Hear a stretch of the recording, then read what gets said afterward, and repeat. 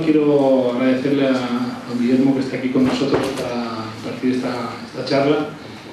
Quiero agradecerles también la asistencia en nombre del Aula Leonesa de Inversión. Saben que este aula imparte conferencias todos los meses y está integrada por una parte por la Cámara de la Propiedad, por Renta 4 y también por el periódico La Nueva Crónica, al cual represento.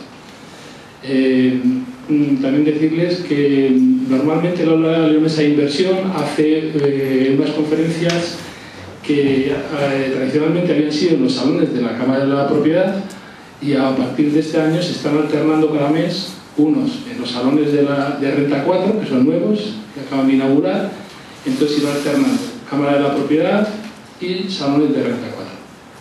Y cada mes pues tendrán unos contenidos diferentes, financieros, en este caso tributarios, y siempre un poco enfocados al área de la inversión y de la economía. Y bueno, pues poco más. Creo que luego les comentará al final Miguel Ángel Cercas, les comentará que la próxima conferencia es de Natalia Aguirre, que es la jefa de análisis de Renta 4, que será el próximo mes. Y sin más, pues si no hay nada más que aportar, pues empezamos con esta charla. Muchas gracias. Bueno, muy buenas tardes a todos. Bienvenidos y espero que la charla sea lo menos tediosa posible, porque la verdad que los impuestos es algo un poco duro en cuanto nos metemos en la técnica fiscal. El objetivo de esta charla es sobre todo la difusión. ¿La difusión de qué? Del nuevo impuesto. Y este impuesto es ya una realidad en la ley. La ley ya se ha aprobado. Aunque en su aplicación, pues obviamente se va a ver postergada por elementos de técnica tributaria y por la mecánica del impuesto en sí, produciendo la primera declaración del impuesto, es decir, todos ustedes, o alguno no, tendrá que presentar la declaración en junio del 2016. ¿De acuerdo? Es decir, que muchos de los cambios que vamos a ver ahora, su aplicación práctica se va a ver postergada hasta ese momento. ¿Es dentro de año y medio? ¿Ha dicho 2016? Sí, he dicho 2016, porque el periodo de declaración normalmente entre abril y junio de cada año se cumplen con las obligaciones tributarias del año anterior. Esta es una primera observación. La segunda observación es que, para información de todo el auditorio, yo no he hecho la ley. Tampoco la hemos hecho en el lugar donde trabajamos, aquí en la Delegación de León. Ni siquiera la agencia tributaria ha hecho la ley. La ley la ha aprobado el Congreso y el anteproyecto ha sido elaborado, presentado al Consejo de Ministros y elaborado en la Dirección General de Tributos. ¿De acuerdo? ¿La agencia tributaria de qué se ocupa entonces estos señores? ¿De mandar cartas? Por supuesto, mandamos muchas cartas, nos gusta mandar cartas. Pero nosotros nos ocupamos de la ejecución de las leyes. Entonces nosotros ejecutamos la ley. Con este punto de partida sirva mi primera excusa en que aún no hemos ejecutado esta ley. Hay muchas cuestiones que van a quedar en vacío. Incluso, disculpen si no se puede contestar a ninguna pregunta que puntualmente intentaré responder, si no es hoy, otro día, a cualquiera de sus dudas, o si no, en nuestras oficinas. ¿De acuerdo? La tercera de las cuestiones, antes de empezar a hablar del impuesto, es un poco el sentido del impuesto. Llevamos varios impuestos de la renta de las personas físicas desde la primera reforma fiscal de calado, una reforma fiscal moderna de 1978. Y yo quería hacer mención que no es casualidad que el mismo año que nace el impuesto de la renta con una estructura similar a la que hoy conocemos, una estructura moderna, ágil, progresiva, tiene lugar en 1978, que es cuando se promulga la Constitución, y en esa Constitución tenemos el artículo favorito de cualquier funcionario de Hacienda, de cualquier inspector de Hacienda. Pero a mí me gustaría que ustedes participasen de este emocionante artículo y viesen lo bueno que tiene, porque realmente el artículo 31.1 nos adelanta que todos contribuirán al sostenimiento de los gastos públicos, todos, de acuerdo con un sistema tributario justo, inspirado en los principios de igualdad y progresividad, y que en ningún caso tendrá alcance confiscatorio. Como hay profesionales por aquí, pues supongo que les resultará aburrido. Pero yo creo que para alguien es sorprendente que esto sea un deber constitucional, que esté en el artículo 31. ¿Pero por qué está ahí? Pues sencillamente porque en cualquier comunidad, y el Estado no deja de ser o de tener un principio de comunidad, lo primero que es necesario es pagar la luz y la limpieza de las escaleras y que haya luz en el ascensor. Y la forma de hacerlo en el Estado se ha articulado a través de los impuestos, para que todos lo paguen. Yo supongo, a veces en un auditorio, cuando nos dirigimos a un auditorio, nos atrevemos a preguntar a todo el mundo si todos pagan impuestos. Y yo entiendo que aquí todo el mundo paga impuestos. O si hay alguno que no, que levante la mano,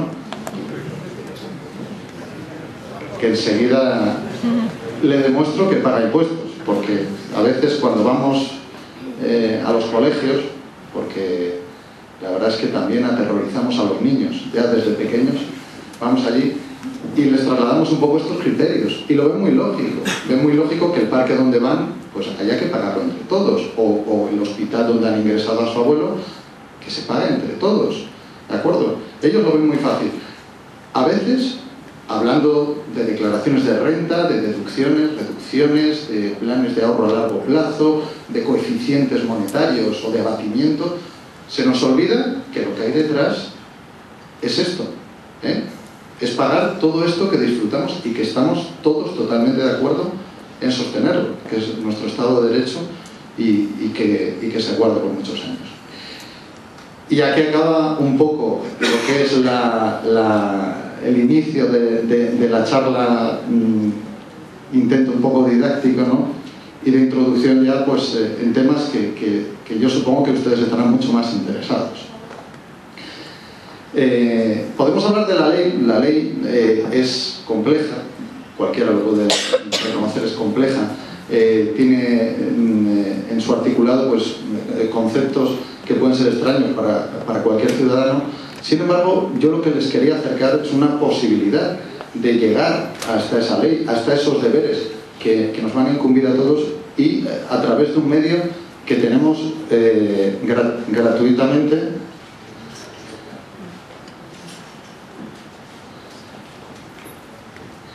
y que es la página web de la Agencia Tributaria. Aquí ponemos a disposición del ciudadano un montón de información y un montón de formas de cumplir con sus obligaciones sin necesidad de que se desplacen hasta nuestras oficinas. ¿De acuerdo? Y ni más ni menos, en primera plana, lo primero que se ve en el centro de la página web de la Agencia Tributaria, lo que está es las novedades introducidas en la normativa de renta, bueno, de sociedades e IVA también, ahí en el centro de la web. Si se acercan ustedes y pinchan dentro, podrán introducirse en las principales novedades, donde no viene la ley pura y dura, como se publica en el Boletín Oficial del Estado y que sirve de lectura de mesita de noche para irse a dormir todos los días. También tenemos un cuadro comparativo de la norma de antes y la de hoy. Ahí está, la Agencia Tributaria la pone a su disposición para que, ante cualquier duda, puedan consultarla. La normativa del año pasado, bueno, de este año, perdón, y la del próximo, ¿de acuerdo? De renta. Y después también hay un pequeño anexo con las principales novedades que no está escrito con una técnica fiscal depurada y exhaustiva, como la ley, sino en un lenguaje un poco más cercano, apartado a apartado. Yo desde aquí les invito a que un día, si están interesados, lo comprueben, aunque sea, lleguen hasta aquí, lo ven y no hagan nada más, pero comprueben que eso está a su entera disposición. Efectivamente, la nueva ley trae muchas novedades. A mí, personalmente, y desgraciadamente van a tener que soportar esta preferencia y opinión personal, porque técnicamente de lo más bonito que tiene la ley es la introducción de un impuesto negativo. No es para tenerle miedo. El impuesto es algo que igual se percibe negativamente. Si además ponemos impuesto negativo, ¿puede ser más negativo? Pues no. ¿Por qué? Porque un impuesto negativo lo que supone es allegar recursos al ciudadano. Si el impuesto, al fin y al cabo, supone una prestación coactiva que tenemos que satisfacer al Estado, tenemos que pagarle, el impuesto negativo lo que hace el Estado es allegar dinero a los ciudadanos. ¿A todos? Pues no. El impuesto, como hemos visto, y como marca nuestra Constitución, sirve para recaudar, para sostener los gastos públicos, todos. Ahora bien, hay situaciones que el legislador ha entendido conveniente que atraigan recursos públicos y que esos recursos se dispongan para ese tipo de situaciones. ¿De qué situaciones estamos hablando? Pues principalmente dos. Familias numerosas, ya sean generales, es decir, de 3 o más miembros, o especiales, de más de 5 miembros, de 5 o más miembros, y también aquellas personas con discapacidad que están a cargo de una familia. ¿Y el legislador qué quiere hacer en este tipo de situaciones? Pues el legislador ha dicho que a estas personas que tienen a cargo personas con discapacidad, ascendientes o descendientes, eso sí, o a las familias numerosas, se les satisfaga mensualmente, si así lo desean, es decir, hay que solicitarlo, 100 euros todos los meses. Es decir, que una familia numerosa, si lo solicita, recibirá 100 euros cada mes, con cargo o de acuerdo con lo dispuesto en esta ley. Si se trata de una familia numerosa especial, es decir, si hay 5 miembros en esa familia numerosa, 5 hijos, aparte de los padres, pues tendrán derecho a 200 euros cada mes. Esto supone una cuantía de deducción de 2.400 euros al año, o 1.200 en el caso de la familia numerosa general. También antes he hablado de las personas con discapacidad. Si tenemos a cargo un ascendiente en la familia, o si un descendiente nuestro, un hijo, tiene una discapacidad, también tendremos derecho a 100 euros al mes, ¿de acuerdo? Por el ascendiente o, en su caso, por el descendiente. La primera pregunta más habitual en este tema es si son acumulables. Claro, porque si yo tengo un ascendiente y un descendiente, o yo soy una familia numerosa que además mi padre está conviviendo con nosotros porque tiene una discapacidad, ¿sería acumulable? Pues yo ya les adelanto que sí, aunque cada una se tiene que pedir de forma distinta, ¿de acuerdo? Porque cada una tiene unos requisitos.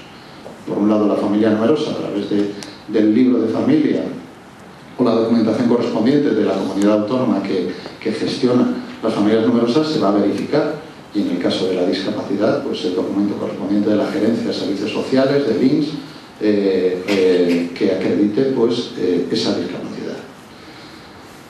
Esta sería, para mí, la novedad más llamativa técnicamente dentro del impuesto. No es una novedad absoluta, ya que desde hace años a las madres trabajadoras se las entrega 100 euros también al mes cuando los niños están entre 0 y 3 años, ¿de acuerdo? En esa edad en la que normalmente pues, es necesario el apoyo de una guardería para poder seguir trabajando. Entonces las madres trabajadoras también tienen estos 100 euros. ¿Y serían acumulables todo? Sí, sería acumulable todo esto, cada supuesto por separado y cada supuesto con su solicitud. ¿De acuerdo? Puede haber un montón de dudas que se nos generan alrededor de este tema. Y yo les vuelvo a invitar, por supuesto que pueden venir a preguntar o pueden esperar a que se lo comenten en casa, en los telediarios o en los programas de televisión. La agencia tributaria ha tomado la iniciativa de remitir cartas, que es, como comentábamos antes y todo el mundo le hacía gracia, pues es una de las labores que hacemos, remitimos comunicaciones, cartas, ¿no?, que son como esta, y en la cual se informa a los potenciales beneficiarios de esta deducción, pues que pueden solicitarla a partir del 7 de enero por internet o a partir del 3 de febrero en nuestras oficinas. ¿De acuerdo?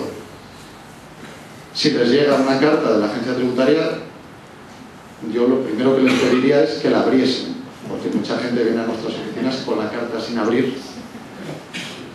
como si fuésemos artificieros, ¿no? Y al final, pues hay veces que lo que estamos intentando comunicar pues son cuestiones como estas. Son actuaciones de información y asistencia al contribuyente y de informarle pues de estas cuestiones que existen.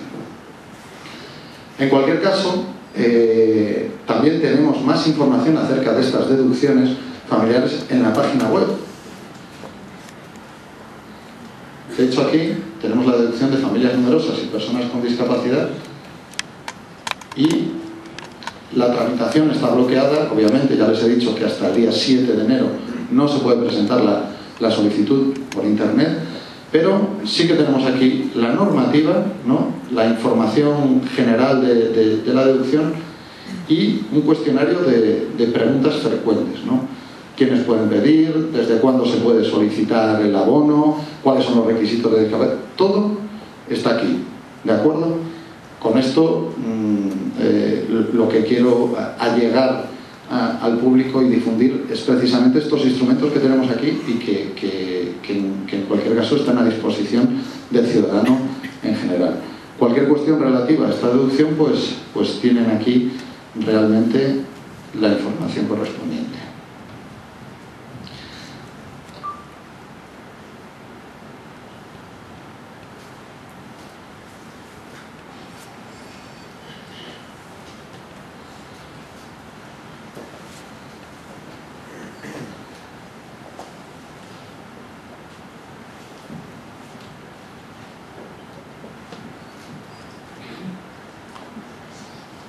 Siempre hay que encender los aparatos para que funcionen, se lo advierto, para que lo hagan en su casa también.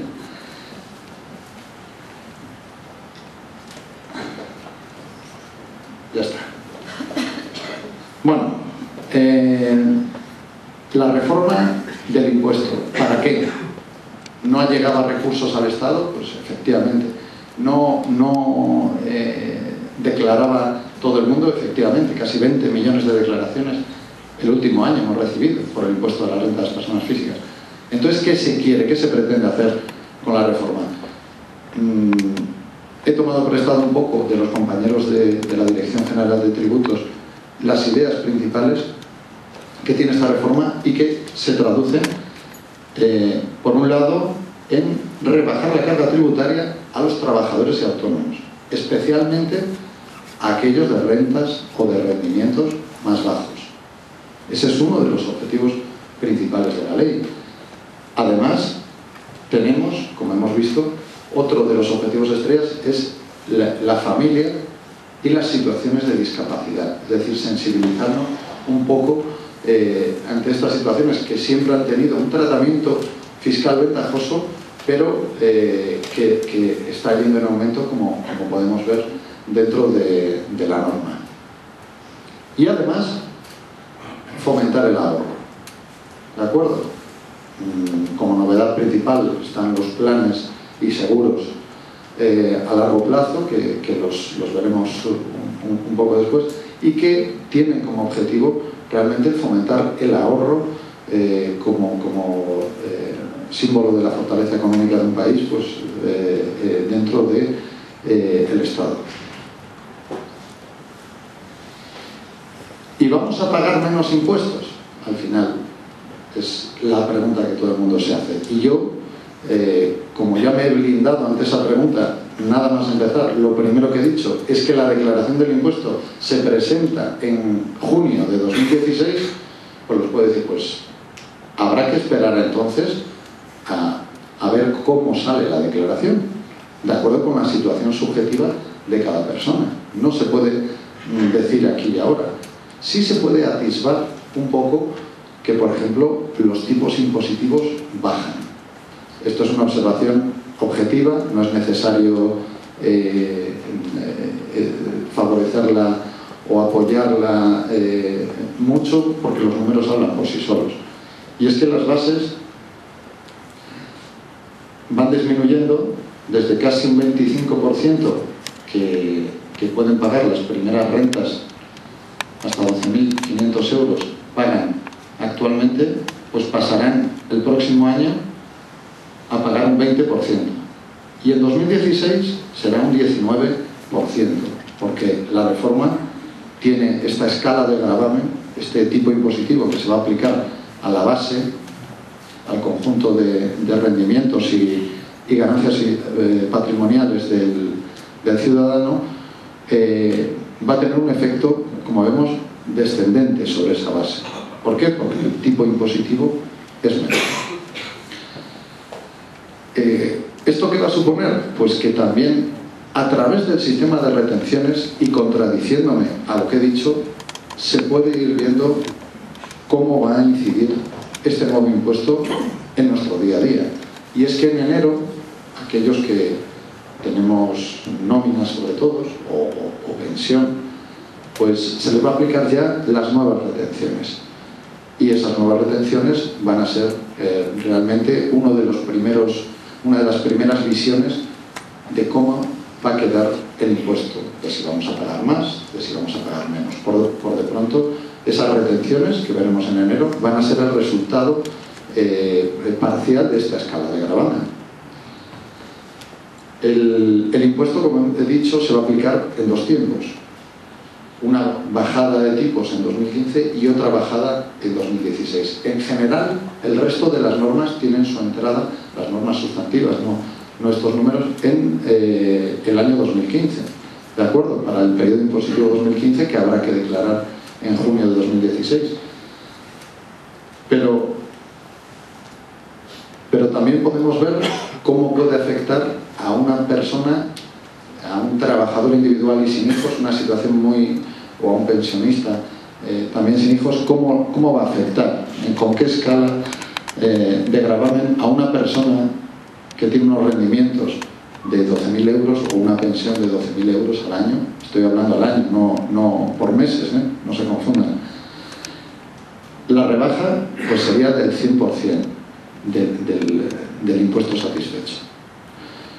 Esta rebaja que podemos calificar de monumental para este tipo de rentas inferiores a 12.000 euros se va atenuando según vamos aumentando la base imponible. Todo ello de acuerdo con ese principio de progresividad que también hemos enunciado al principio.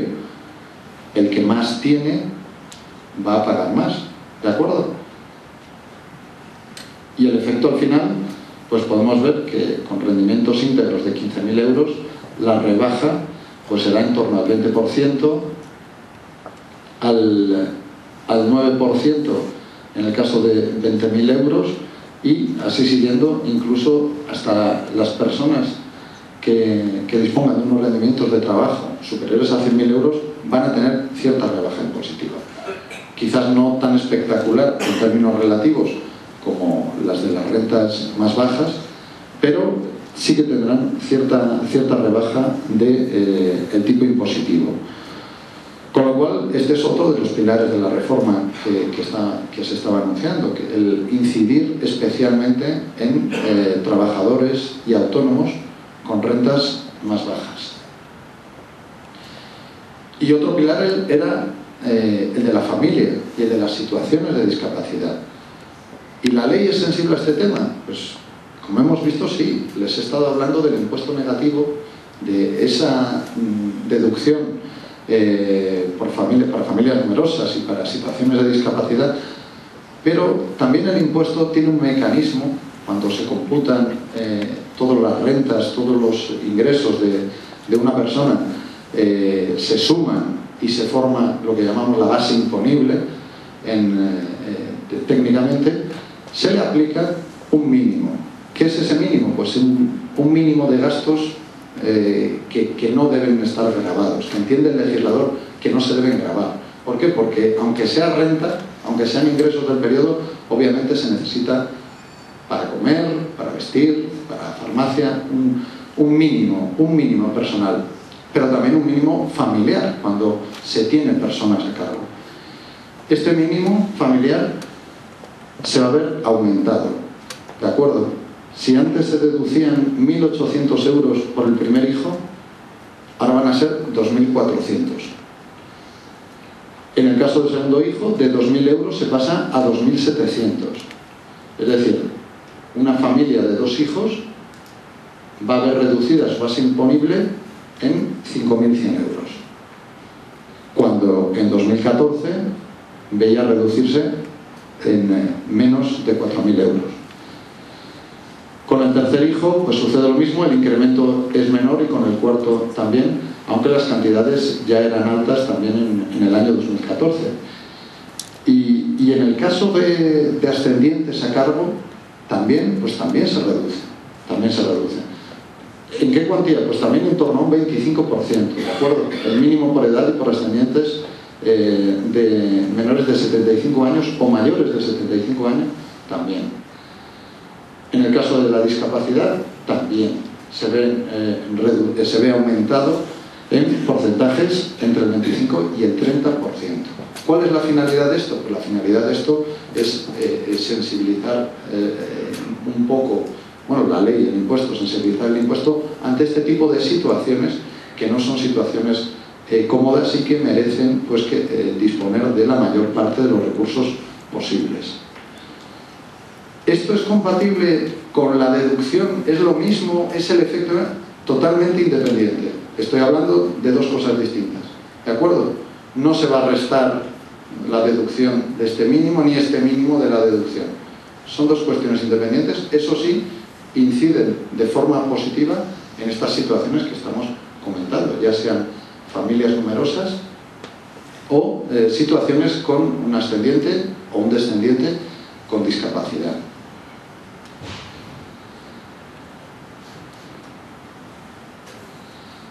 Básicamente esta diapositiva se refiere a este tipo de deducciones, ¿de acuerdo? Hay un límite para estas deducciones. Les he hablado antes de los importes anuales, pero tienen un límite que son las cotizaciones sociales que el cabeza de familia o que las personas que tienen a su cargo esa familia tributan a la seguridad social o a la mutualidad de previsión social correspondiente. Ese va a ser el límite, ¿de acuerdo?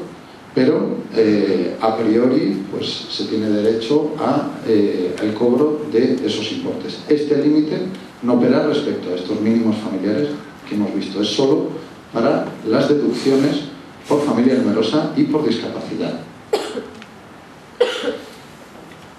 ¿Y qué sucede con la base del ahorro? ¿Va a bajar también? Pues aquí tenemos un poco la vuelta al tipo de 2011, en cierto grado, que se observa, ¿no? En 2011, antes de la introducción del gravamen complementario a la base del ahorro, y que ha configurado unos tipos impositivos del 21, 25 y 27%, pues van a determinar en 2015, en función naturalmente de la base imponible del ahorro, si es inferior a 6.000 euros, el tipo inferior, si están entre 6.000 y 24.000 el tipo medio, y el tipo alto a partir de 24.000 euros. Estos tipos, 21, 25 y 27, van a pasar ya en 2015 al 20, el 22 y el 24. Y en 2016 bajarán a 19, 21 y 23. Volvemos a constatar objetivamente una rebaja de tipos impositivos. ¿De acuerdo?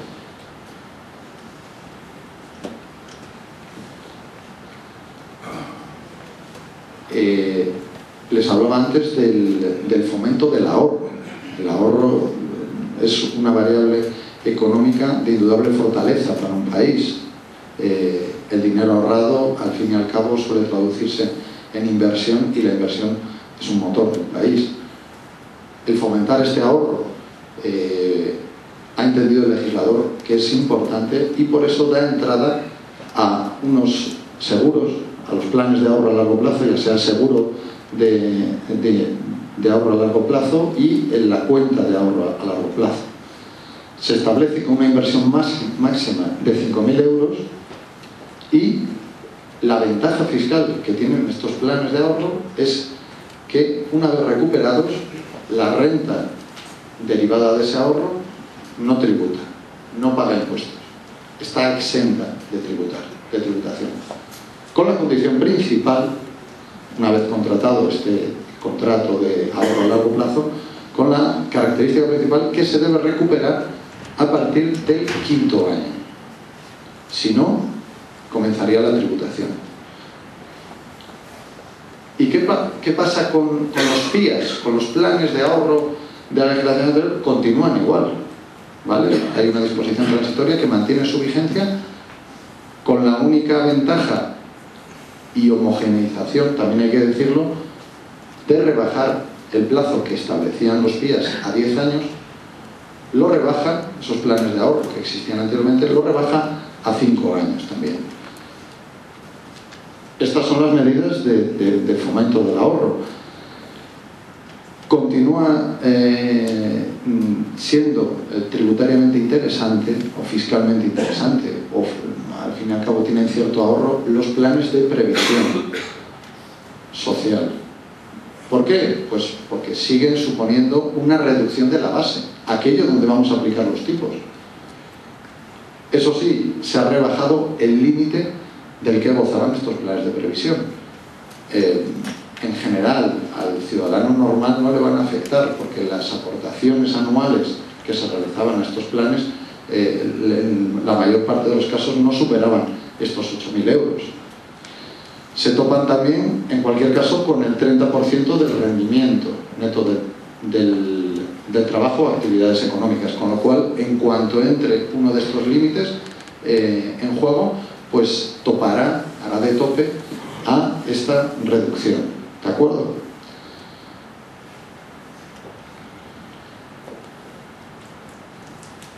¿Qué más novedades ofrece desde el punto de vista del ahorro esta ley?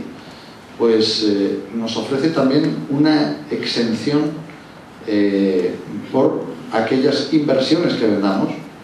La gente suele pensar en un piso, en un inmueble que se vende, ¿no? Pero vale cualquier elemento patrimonial. Siempre que la renta que obtengamos, el importe obtenido por la venta de ese elemento patrimonial, lo invirtamos para generar una renta vitalicia y que seamos mayores de 65 años. Esas son las condiciones. Y todo el beneficio obtenido por la transmisión de ese elemento patrimonial se queda sin tributación, no paga impuestos. ¿Para qué? Para fomentar esa renta vitalicia que se debe constituir en el plazo de 6 meses desde que transmitamos el inmueble, el coche, si tenemos un buen coche como inversión, o un sello, o lo que sea, es un elemento patrimonial, al fin y al cabo. Pues lo único que necesitamos es constituir una renta vitalicia a los 6 meses desde que se produce esa transmisión, y gozaremos de esta exención de la ganancia patrimonial que lleva aparejado esta operación. Existe un límite cuantitativo, es decir, alguien que venda por 1 millón de euros no se va a poder beneficiar de esto. En general, la ley sigue pensando o sigue mirando a ese pilar inicial del que hablábamos, de pensar un poco en trabajadores y autónomos de rentas bajas, con lo cual hasta los 240.000 euros entraría dentro de esta exención. A partir de ahí, no.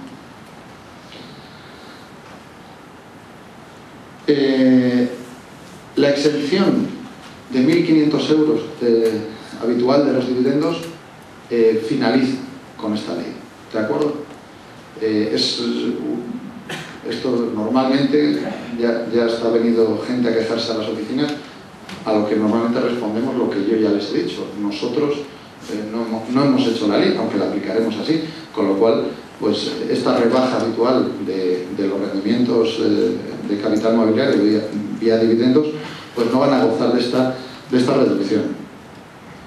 Los coeficientes de abatimiento, los famosos coeficientes de abatimiento, porque se ha hablado mucho, no se suprimen, pero sí se establece un tope, ¿de acuerdo? Un tope alto de 400.000 euros para aquellos bienes de los que dispusiésemos antes del año 94. La novedad de este tope es que es un tope universal para la persona, para toda su vida, con lo cual puede vender elementos patrimoniales que adquirió antes del 1 de enero del 94 siempre y cuando no sobrepase este importe. En el momento que sobrepase este importe, pues tendrá que satisfacer los impuestos correspondientes. Y si no, pues podrá gozar de los coeficientes de abatimiento como se podía beneficiar el año pasado, de la misma forma. Eso quiere decir que si nosotros tenemos dos inmuebles, el primero lo vendemos por 300.000 a partir del 1 de enero de 2015 y el segundo lo vendemos por 200.000 también a partir del 1 de enero de 2015, el primero gozará de la aplicación de esos coeficientes de abatimiento, pero el segundo solo se beneficiará parcialmente. ¿Hasta cuándo? Hasta el importe de los 100.000. ¿Por qué? Porque ese contribuyente, ese ciudadano, solo se puede beneficiar ya en su vida, aunque suena un poco fuerte, de los 400.000 euros máximos de transmisiones acogidos a los coeficientes de abatimiento. Esto es el resultado de la ley después de un punto de partida distinto y de las modificaciones parlamentarias correspondientes. En el caso de las transmisiones de bienes inmuebles, los coeficientes de corrección monetaria que existían y que se aprobaban en todas las leyes de presupuestos desaparecen, ya no se van a aplicar. Y la reducción de los rendimientos del alquiler de la vivienda del 100% también desaparecen. Se generaliza una única reducción de ese rendimiento de capital inmobiliario por importe del 60%. Es decir, que solo habrá que satisfacer impuestos por el 40% de ese rendimiento neto. Hay otro cambio que toca al mercado inmobiliario en particular y que está asociado a este tipo de arrendamientos, y es uno de los requisitos que se establecían, una de las presunciones que establecía la ley para considerar o no la existencia de una actividad económica cuando alquilábamos inmuebles, era el popular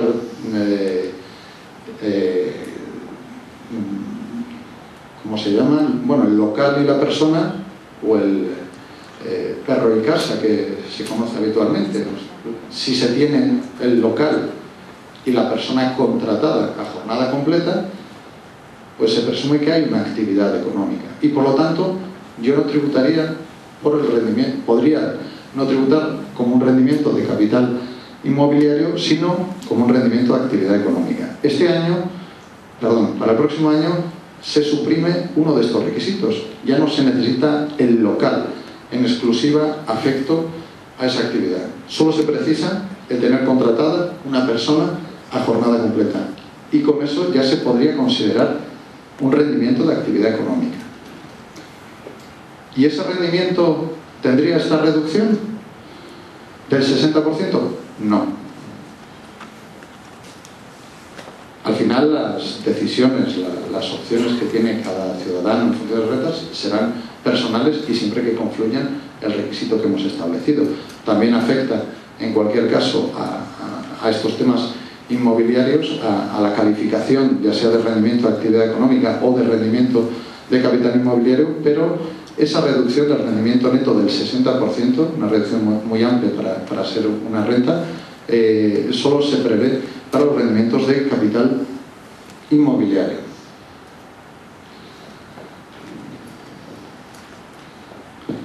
el importe de la venta de derechos de suscripción también se va a integrar, ¿de acuerdo? Los derechos de suscripción de entidades cotizadas se va a integrar, pero como ganancia patrimonial, no como un rendimiento, va a ser una ganancia patrimonial. En cualquier caso, a partir de una enmienda se establece su introducción a partir del 1 de enero de 2017.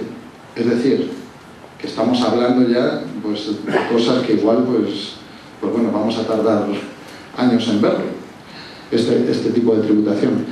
También existe un nuevo tratamiento para el reparto de prima de emisión o reducción de capital social con devolución de aportaciones, ¿de acuerdo? Va a tratarse como un rendimiento de capital mobiliario.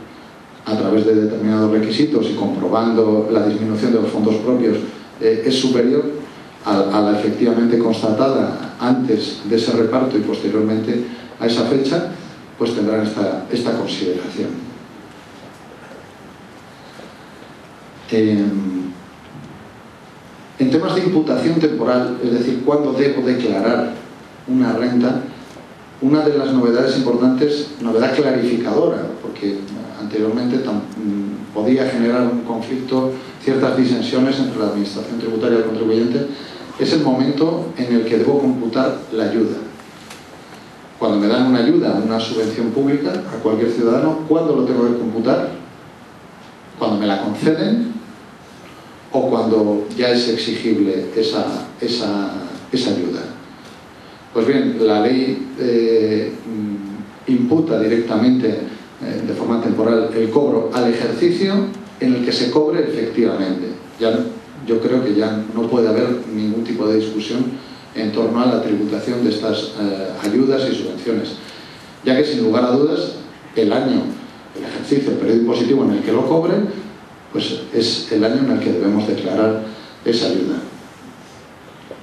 También se aumentan los supuestos en los cuales las pérdidas de créditos comerciales incobrables se pueden deducir. Ya no solo el supuesto de la reclamación judicial del transcurso de un año, sino que también en determinadas quitas por acuerdos judiciales o un acuerdo de refinanciación judicialmente homologable, o también el convenio en el proceso concursal correspondiente, o cuando en el concurso no se ha llegado o se haya perdido ese crédito pendiente, pues nos lo podremos deducir, ¿de acuerdo?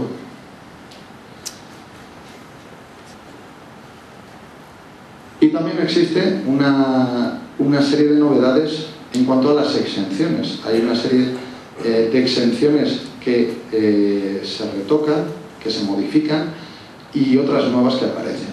En cuanto a las nuevas, es destacable la duplicidad de exención respecto a aquellos discapacitados que podrán disfrutar con el tope de 3 veces el IPREM de las aportaciones a patrimonios protegidos, mientras que va a ser incompatible totalmente con las percepciones recibidas por el sistema de previsión social de estas personas. Con lo cual tenemos dos límites distintos y por lo tanto aquellas personas que tengan estas dos percepciones van a poder aplicar la exención sobre las dos y cada una con el límite individual de estas 3 veces el IPREM. También existe una exención nueva derivada de las becas que otorgan las cajas de ahorro y fundaciones bancarias de la ley de cajas del 2013. Es decir, esas becas de estudios, reglados o de investigación también van a estar exentas, ¿de acuerdo? Por otro lado, en el caso de la exención de las cantidades percibidas por despido, se han vuelto a retocar. ¿En qué sentido? En el sentido un poco que estamos hablando desde el principio de la norma. Porque se va a topar, se va a establecer un tope máximo para la exención de esas cantidades. Este tope es de 180.000 euros. El punto de partida era otro, en la ley, es cierto, pero el decidido al final en el Parlamento ha determinado que la exención del despido tenga un tope de 180.000 euros. En general, el resto de regulación sigue igual y el periodo transitorio no se refiere, o el periodo de distinta aplicación no se refiere a partir del 1 de enero de 2015, sino a partir del 1 de agosto de 2014, que es cuando se publicó un poco o se dio a conocer esta medida. Entonces los despidos acontecidos a partir de esa fecha van a estar topados, aunque sean ya ahora, en 2014. ¿De acuerdo?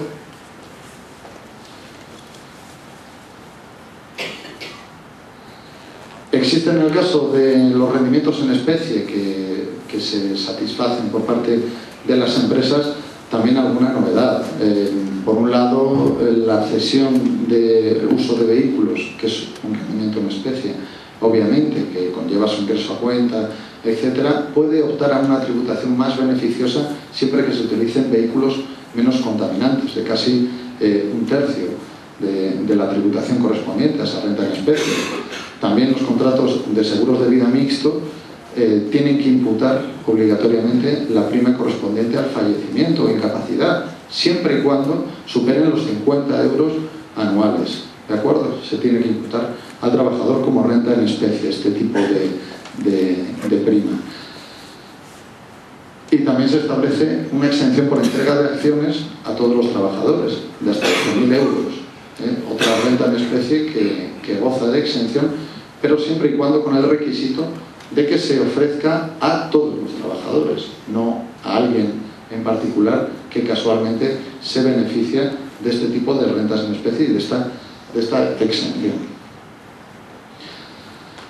Se han retocado en cualquier caso también los denominados rendimientos irregulares, en dos sentidos. Por un lado, se establece un tope ya habitual en toda la regulación que estamos observando, de 300.000 euros en general, ¿vale? Pero también el porcentaje se rebaja del 40 al 30%. Con lo cual, pues, vamos a tener un límite a esta reducción. En caso de indemnizaciones, no serán aplicables aquellas superiores al 1.000.000 de euros.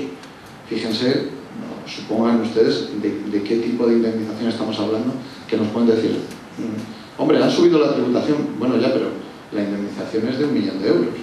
Efectivamente, pues tiene cierta razón, de acuerdo con el fin de la progresividad del impuesto y del sistema tributario que establece nuestra Constitución, la introducción de este tipo de medidas. ¿Se puede recibir de forma fraccionada? Sí, eso sí, se establece una pequeña regla que en general supone que el pago fraccionado siempre deberá ser al menos, o corresponderá al menos cada pago fraccionado a 2 años de generación. Es decir, que si he estado trabajando en la empresa 10 años, como mucho puedo recibir 5 fracciones de esa indemnización.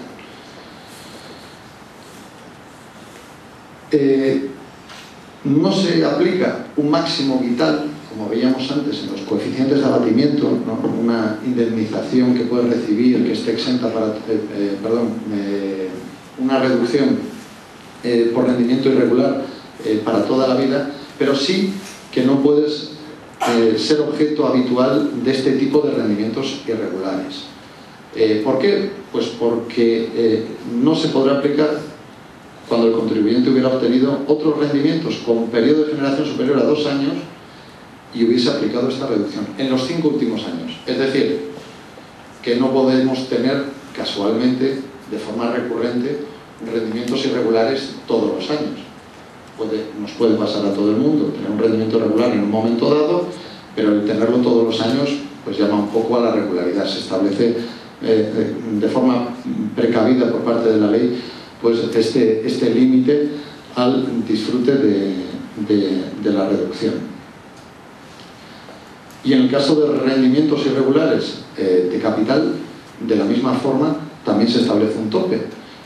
Si existe un caso especial, en el caso de las indemnizaciones por despido o cese, en el caso de los rendimientos de trabajo, en el caso de los rendimientos de capital no existe ningún caso especial o específico que llame a una modificación de estos límites, con lo cual será aplicable la reducción del 30% y también un límite de 300.000 euros.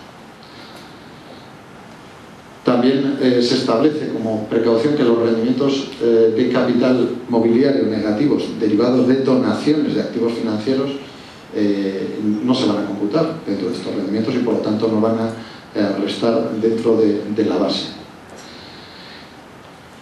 Se establecen también en relación a los seguros de vida una serie de cuestiones, pero que voy a postergar por si da tiempo al final, para hablar un poco de los rendimientos de actividades económicas. La primera disposición es una cuestión bastante polémica, al menos en el ámbito tributario, en relación a la naturaleza de las retribuciones de profesionales con las sociedades para las que le prestan servicio. La solución que ha dado la ley es una solución sistémica con todo con el derecho en general, y es que si está dado de alta de autónomo o debe estar dado de alta de autónomo, tendremos una calificación de ese rendimiento de ese profesional como un rendimiento de actividad económica, ex lege. ¿De acuerdo? Entonces, si se cumplen los requisitos para estar dado de alta de autónomo, obviamente la calificación de ese rendimiento será de actividad económica, no podrá ser un rendimiento de trabajo. También se permite reducir el 100% de las cantidades satisfechas a mutualidades de previsión social alternativas, siempre y cuando no superen el límite máximo establecido para el RETA, para el régimen de autónomos de la Seguridad Social. En el caso de los arrendamientos de inmuebles, pues ya lo he adelantado y lo he engarzado con el caso de los rendimientos de capital inmobiliario, que el requisito del local exclusivamente afecto a la actividad del arrendamiento ya no es tal para ser considerado una actividad económica. Solo se exige como requisito, como presunción juris tantum en la ley, o presunción de que existe esa actividad económica, la existencia de un contrato a jornada completa, un contrato laboral a jornada completa a una persona. En el caso de las rentas irregulares, nos vamos a algunas cuestiones. Se establece el límite del 30% y de 300.000 euros, al igual que en los rendimientos de capital mobiliario y en los rendimientos de trabajo, sin ninguna especificidad. Las reducciones para el cálculo del rendimiento de rentas bajas de autónomos va a gozar de un paralelismo idéntico a los de rendimiento del trabajo. Es decir, que un autónomo que percibe 12.000 euros al año de rendimientos va a tener las mismas reducciones o los mismos gastos deducibles que un trabajador de 12.000 euros. Es decir, que se va a igualar, aunque provengan de fuentes distintas, los rendimientos de actividad económica y los rendimientos de trabajo, su fiscalidad, en el caso de estos rendimientos bajos, va a ser lo mismo, va a tener los mismos beneficios fiscales. Y finalmente también se revisan un poco los coeficientes aplicables a la ganancia patrimonial obtenida por la venta de licencias de taxi, por la venta de estos activos intangibles. Los gastos de difícil justificación que existían en la modalidad simplificada de estimación directa de los rendimientos de actividad económica van a sufrir en determinados casos una disminución, o se van a ver topados de la misma forma que están los gastos en los rendimientos de trabajo, para los cuales se eliminó la reducción de 2.652 euros que establecía en la ley y se establece en general unos gastos deducibles, unos gastos generales de 2.000 euros. Estos 2.000 euros coinciden la cuantía en el caso de los rendimientos de actividades económicas con la estimación directa simplificada, con esos gastos de difícil justificación. Se estima, pues, también cierto paralelismo, o se homogeneizan el tratamiento fiscal de unos y otros a través de la igualdad de estas cantidades. Y finalmente también en el caso de la estimación objetiva, es decir, de los famosos módulos, se acota mucho más, se atenúa, se va resaltando la tendencia ya desde hace años de reducir el colectivo de contribuyentes a los que es aplicada la estimación por módulo, la estimación objetiva. ¿De qué modo? Pues a través del límite general de 150.000 euros de rendimientos.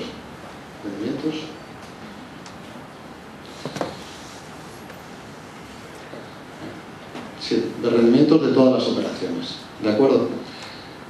Tiene un segundo límite que la mitad de esos, 75.000 euros como máximo son operaciones que pueden realizar con empresarios. Es decir, se conduce a este tipo de personas, ¿no? Este tipo de ciudadanos que tienen bares, cafeterías, etcétera, a minoristas, solo y exclusivamente. ¿Por qué? Pues porque en general se está pensando en simplificar las obligaciones tributarias de aquellos ciudadanos que llevan pequeñas actividades y que no realizan operaciones con otros empresarios. Para eso existe ese segundo tope de 75.000 euros. En el caso de las actividades agrícolas no es aplicable este límite de 150.000 euros de rendimientos, sino que para las actividades agrícolas existe un límite específico que es de 250.000 euros. Y en cualquier caso, para ambas cuestiones, para ambas actividades, se establece un límite de compras anuales de 150.000 euros. ¿Qué pasa si se supera cualquiera de estos límites? Pues el sistema te expulsa del régimen de estimación por módulos y te lanza la estimación directa de tus rendimientos de actividades económicas. Básicamente, en vez de decir que por tu longitud de barra, por los kilovatios que tienes instalados, pagas tanto, pues lo que vas a hacer sencillamente es computar tus ingresos y tus gastos, y la diferencia pues será el rendimiento. Es la consecuencia que se establece en el caso de este tipo de contribuyentes que superan los límites previstos. Como también ha habido determinadas polémicas en relación con la calificación tributaria de aquellas alteraciones patrimoniales derivadas de las separaciones de sociedades conyugales en separación de bienes, se ha aclarado que tanto lo que supone en quedarse con un elemento patrimonial o con percibir un dinero metálico para compensar esa cuestión no genera alteración patrimonial gravable, ¿de acuerdo? Puede existir una alteración patrimonial, pero no se va a gravar de acuerdo con eso. Si existe alguna discusión, la ley aclara este punto, la nueva ley, señalando que el régimen de separación de bienes, cuando existe una separación de la sociedad, pues no existe ningún tipo de, o no va a generar una alteración patrimonial gravable. Las rentas inmobiliarias imputadas, es decir, esa plaza de garaje que tenemos a nuestra disposición, ese local, esa segunda vivienda, ¿cómo va a tributar?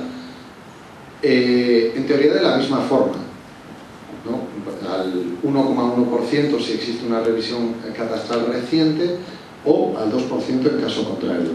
Pero se acota ese tipo de revisiones, porque creo que estaba establecido, no sé si en el 94 o en el 96, y se acota a los 10 últimos años, con lo cual todos aquellos inmuebles que no han sufrido una revisión catastral en los 10 últimos años se les va a imputar, van a tener una imputación inmobiliaria de renta inmobiliaria del 2%. Y si ha existido esa revisión, solo se aplicará el 1,1% sobre el valor catastral. Esta es otra de las novedades que establece la ley del impuesto.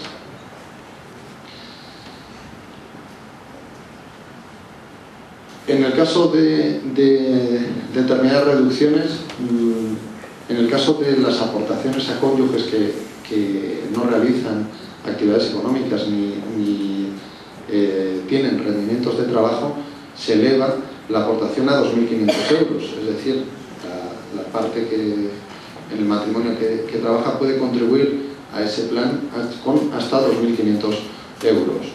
También se mantiene la deducción por inversión del beneficio empresarial, aunque se rebaja del 10 al 5% su importe, y se suprime la deducción por cuenta ahorro empresa. Es una deducción que lleva muchos años, pero que tampoco es muy habitual, ¿no? La estrella de las deducciones siempre era la deducción por inversión en vivienda, por adquisición de vivienda, que también ha desaparecido a día de hoy.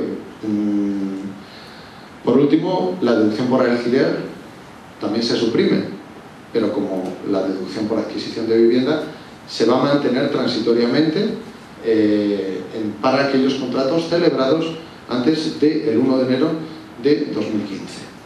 En este caso no existe ningún tipo de previsión que a veces existe, como hemos visto en el caso de los despidos, que son a partir del 1 de agosto de 2014. En este caso, simplemente a partir del 1 de enero de 2015, si se celebra un contrato anteriormente, se podrá disfrutar de la deducción por alquiler, y si es posterior, pues no se podrá disfrutar de este tipo de deducciones. En cuanto a los donativos, se va a favorecer principalmente el importe de la donación y el que sean periódicas, el que sean recurrentes en el tiempo. ¿Por qué? Porque los porcentajes aplicables para deducirse de los impuestos a pagar en un año van a ser mayores. Si a día de hoy tenemos un 25% general, si en el caso de donativos de más de 150 euros a la misma entidad por al menos durante 3 años, pues vamos a aplicar un 32,5% o un 35% de deducción en 2016, siempre y cuando sean donativos superiores a 150 euros y sea de forma recurrente a la misma entidad, ¿de acuerdo? Y finalmente, respecto a la gestión del impuesto, pues quedan liberados de la obligación de declarar aquellos que tienen rendimientos de trabajo inferiores a 12.000 euros, no van a tener que presentar declaración alguna. Se establece dentro de la propia ley la escala de retenciones, la aplicación de la tabla de retenciones dentro de la ley. Era usual preverla dentro de los reglamentos de aplicación del impuesto. En este momento pues está dentro de la ley y en teoría se elimina el redondeo y se simplifica el porcentaje de retención, ¿no? A aplicar ahora, como les he anunciado, a partir de enero. Finalmente se establece un tipo reducido de retención del 19% para administraciones de pymes y para actividades profesionales un 18%, un 19% en 2015, y para la venta de derechos de suscripción también un 19%. Y finalmente, también en una disposición adicional, se establece la posibilidad de regularizar las pensiones del extranjero cobradas con anterioridad. Se establece un plazo de 6 meses, entre el 1 de enero y el 30 de junio de 2015, para regularizar esas cantidades que han satisfecho desde otros países y por razón de tratarse de una pensión, sin ningún tipo de recargo por presentación extemporánea, ni intereses de demora, ni sanciones. Y bueno, yo con esto también les diría que necesito beber agua. Y si tienen alguna duda, que supongo que no, porque esto es bastante sencillo, pues la pueden plantear, ¿de acuerdo? O si quieren, tienen la necesidad de hacer cualquier tipo de queja o sugerencia, pues también estamos aquí para ello.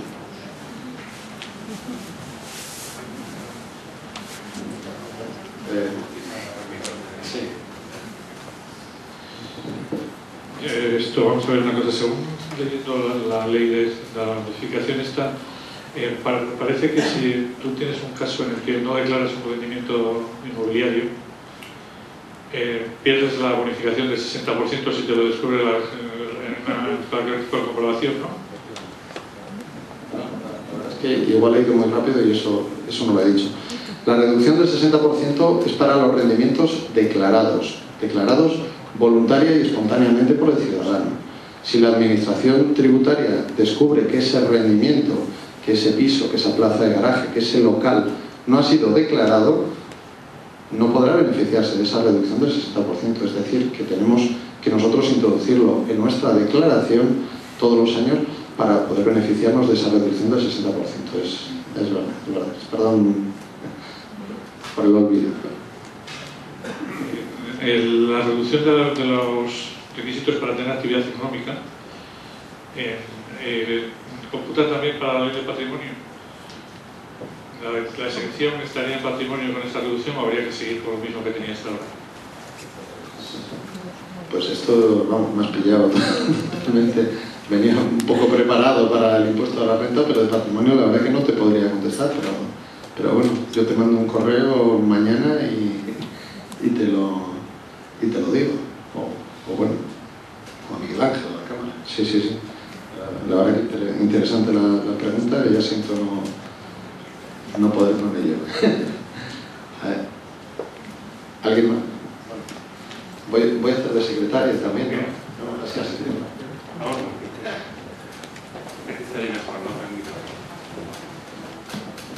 Bueno, yo ya ha quedado claro que la perspectiva es de ejecutor y no de legislador, pero quiero hacer una pregunta. ¿Cómo encaja la supresión del coeficiente de corrección monetaria con el artículo 31 de la Constitución, en cuanto a un sistema tributario justo y que atienda a la capacidad económica?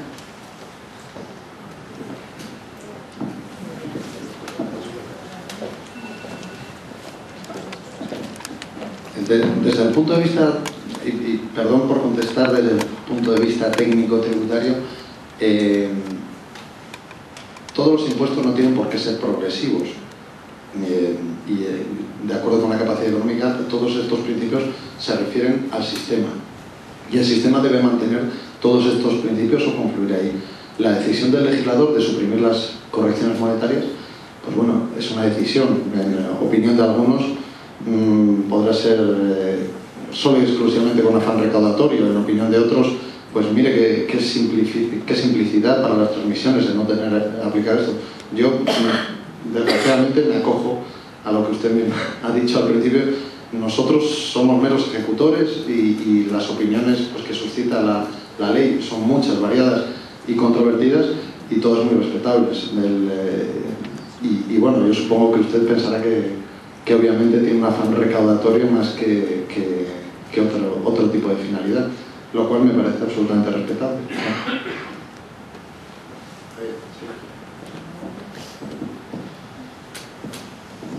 Hola, yo quería que nos comentara cómo queda la tributación del ahorro, que creo que finalmente no lo expuso.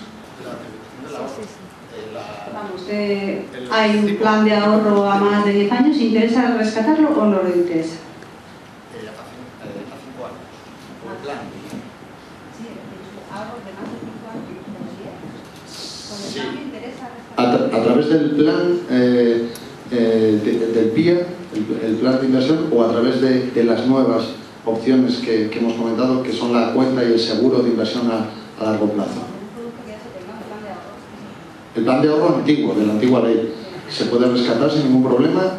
Lo que pasa es que las primas satisfechas podrán beneficiarse del beneficio fiscal establecido en la legislación anterior. En vez de tener que esperar a los 10 años, se pueden beneficiar a los 5 años. En idéntico paralelismo a los nuevos productos, que se pueden beneficiar ya a los 5 años de la exención de los rendimientos, pues en los anteriores planes de ahorro constituidos bajo el amparo de la anterior normativa, se pueden beneficiar también de ese plazo de 5 años. Es decir, que una prima satisfecha en el año 2009 o 2010, a partir del próximo año, ya es rescatable y se puede beneficiar de esas exenciones fiscales que tenía la anterior normativa.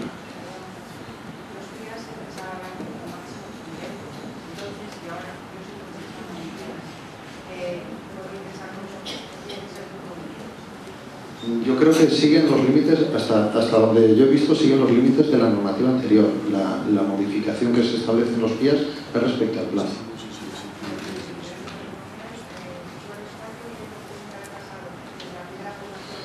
La partida que se rescata, 5 años. Sí, claro, exacto. Sí.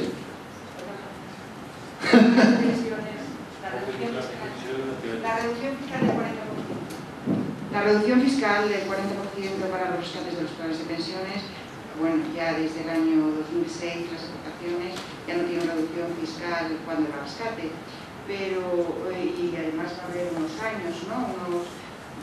Desde que yo me jubile, tengo 2 años para rescatarlo. Si quiero acogerme a la reducción fiscal del 40%, bueno, pues no hay capital, ¿no? hay unos plazos. Y otra preguntita también ya para desarrollar todo. Antes los beneficiarios, es decir, un señor fallecía y su hijo de alguna manera era el beneficiario de ese plan y continuaba también con la reducción del 40% de las aportaciones que había realizado el partícipe hasta el 31 de diciembre del año 2006. ¿Y ahora cómo va a quedar esto?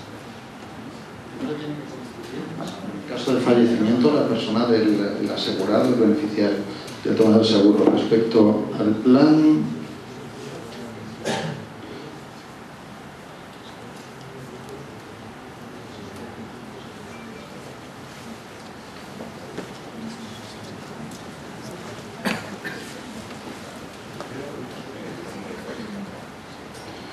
plan de pensiones, yo creo que si no importa se queda un momentín y lo buscamos ahí, porque creo que es un tostón. por eso. A mí me parece, bueno, yo no lo he querido tampoco introducir porque la verdad que es complicado de explicar y claro, al final cada uno también tiene su situación. Yo las situaciones individuales no tengo ningún problema en comentarlas, pero claro, sí, realmente eso, pues si espera un momentito lo vemos ahora.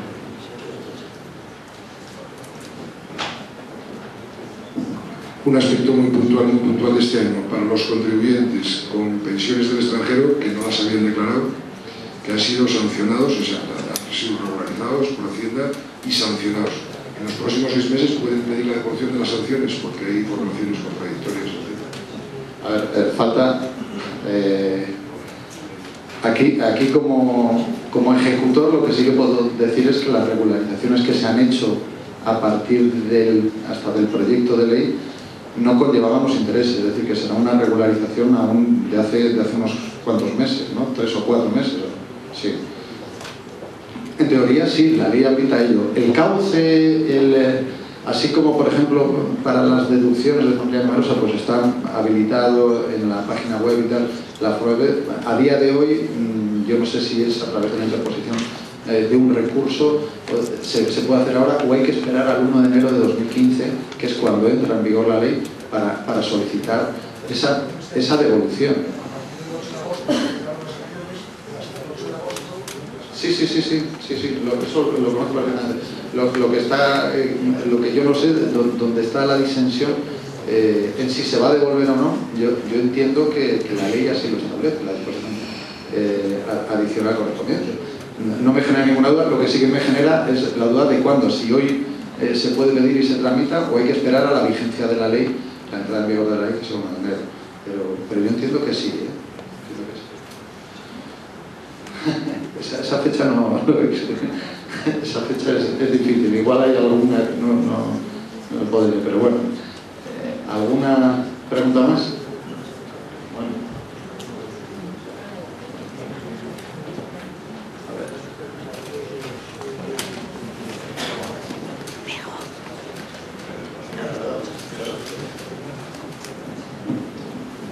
Sí, bueno, yo quería hacer 2 preguntas. Partiendo de la base de que el legislador desconoce totalmente, voluntaria y involuntariamente, lo que significa la capacidad contributiva, dado que se olvida totalmente de la deflactación cualquier tipo de deflactación y está haciendo tributar por rendimientos que no son reales, no deflactados. No hay ningún ajuste. Pero bueno, la pregunta es, o las 2 preguntas son las siguientes. En cuanto a los planes de ahorro nuevos de 5 años, me imagino que hará falta un desarrollo reglamentario minucioso, porque si pretendemos que las entidades financieras o las entidades de seguros desarrollen productos basados en los depósitos, nace muerto completamente porque los depósitos no están dando absolutamente nada en este momento.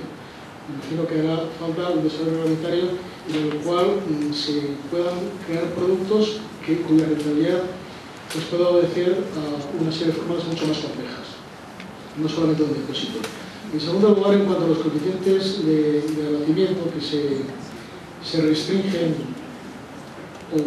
totalmente, excepto en los 400.000 euros que usted comentaba, entiendo que vale para cualquier tipo de activos, no solamente inmuebles, porque todo el mundo pone ejemplos de inmuebles, como ha sido el caso hoy aquí, valdría para cualquier tipo de activos. Lo que pasa es que eso ya que es una exención sine die, hasta los 400.000 euros, puede dar lugar a una serie de complejidad a la hora de poder, ustedes, ejecutores de la norma, poder saber si la gente llega a esos 400.000 euros pues vendiendo una casa, vendiendo unas acciones, etc. La primera pregunta, yo desconozco si las entidades financieras van a generar un producto financiero atractivo para aprovechar esta exención de los rendimientos de capital mobiliario. El legislador lo crea y lo genera para fomentar el ahorro, pero bueno, hasta ahí llega. El reglamento sí que es cierto que circula un borrador, pero aún no puedo saber si está incluido pues este tipo de temas. En cuanto a la segunda cuestión, la corrección monetaria, el límite de 400.000 euros y cómo se llevará a cabo la norma, dado el mecanismo de autoliquidación que existe en España, es el contribuyente el que tiene que ver y aplicarlo. En el caso de que se deba vigilar o acotar o al fin y al cabo ejecutar esta norma, pues obviamente en la agencia tributaria lo intentaremos ejecutar de la mejor forma posible y con la mayor amplitud que corresponde, ¿no? De acuerdo con el principio constitucional. Pero bueno, obviamente se está generando una estructura compleja, porque hasta 2006 van los coeficientes de abatimiento, a partir de 2006 tributan aparte y a partir de 2015 toda transmisión va a tener además pues esta complejidad añadida. Sí, es compleja las normas tributarias, la verdad que no son fáciles.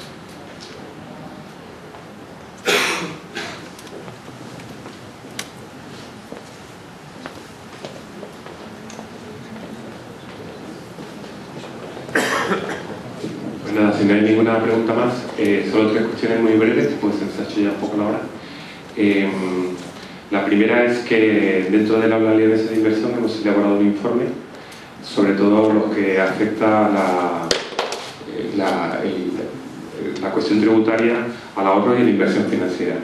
Hemos elaborado un resumen de 7 páginas, el que esté interesado que nos lo solicite por correo electrónico a leon@aulaleonesainversión.com o vaya a nuestra oficina en Ordoño Segundo 35, en la oficina de Renta 4. He visto que hay gente que habitualmente participa en nuestras sesiones. Como sabéis, suelen ser los últimos jueves de cada mes. La vamos a ir alternando en la Cámara de la Propiedad y en el aula de Renta 4. Y si alguno está interesado en que le mandemos el correo electrónico, que nos los haga llegar. Se lo dais a José Andrés, a Jessica, que están por ahí, o vais a nuestra oficina y os apuntamos en nuestra base de datos. Es una cuestión meramente informativa, ¿eh? El que quiera que recibir esa información, que nos lo diga.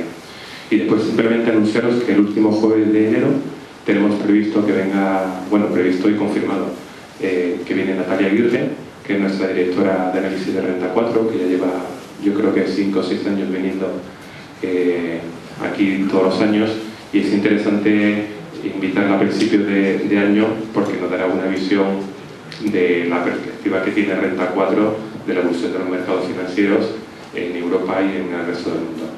Y simplemente era esto. Muchas gracias por vuestra asistencia.